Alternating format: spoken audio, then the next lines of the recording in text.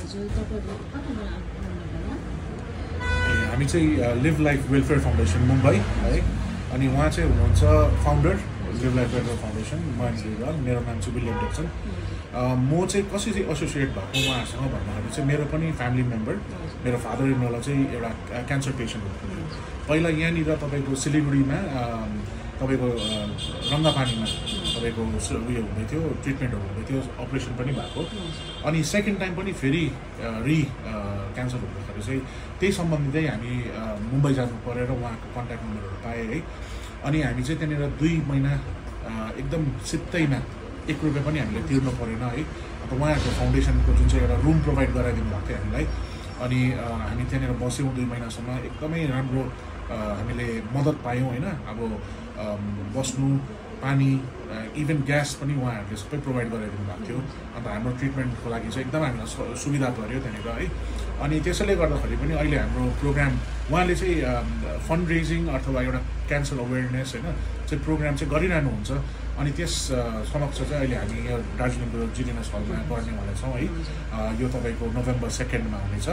अनि यसमा चाहिँ तपाईँको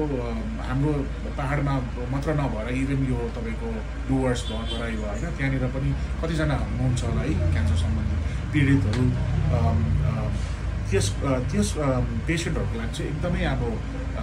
उहाँको चाहिँ एउटा ब्लेसिङ इन डिसगाइज भनौँ न है किन भन्दाखेरि एउटा मुम्बई जस्तै एउटा एक्सपेन्सिभ ठाउँमा एउटा निःशुल्क एउटा रुम पाउनु चाहिँ एकदमै ठुलो कुरा हो है अन्त यो चाहिँ त्यसले गर्दाखेरि चाहिँ यसको चाहिँ हामीले फाइदा उठाउनुपर्छ अब हामीले सिलगढीमा गयौँ भने अथवा यताउता गयो भने हाम्रो पुरा पैसा खर्च हुन्छ किनभने यहाँनिर नर्सिङहरूले तपाईँलाई क्या अब यतैबाट कताबाट चाहिँ उसलाई मारौँ भन्ने हुन्छ तर बम्बेमा जस्तो टाटा हस्पिटलमा जस्तो तपाईँको एउटा उयो हुन्छ ट्रिटमेन्ट हुन्छ त्यतिको ट्रिटमेन्ट चाहिँ हाम्रो इन्डियामा चाहिँ बेस्ट हुँदो रहेछ र हामीले पनि त्यसको लाभ उठाउन सक्यौँ होइन अनि म भिडियोको मार्फत पनि म महेन्द्रजीलाई धेरै धेरै धन्यवाद दिन्छु र म अझै अवगत गर्नु चाहन्छु हाम्रो यहाँको पाहाडको दिदीबहिनी हाम्रो दाजुभाइहरू होइन तपाईँहरू आइदिनुहोस् है यस प्रोग्राममा भागीदार होइदिनुहोस् अनि यसमा कतिवटा जानकारीहरू तपाईँहरूले पाउने हुनुहुन्छ है तपाईँहरूको छरछिमेकीमा पनि कसैलाई परेको छ होला क्यान्सर अथवा त्यो सम्बन्धित तपाईँहरूलाई अलिक जानकारी छ भने आइदिनुहोस् होइन 2 तारिक तपाईँहरूलाई हामी वेलकम गर्दछौँ अनि त्यही भन्दा धन्यवाद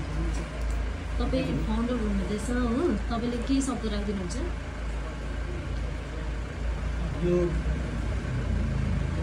2 नोभेम्बरमा जिडिएसमा एउटा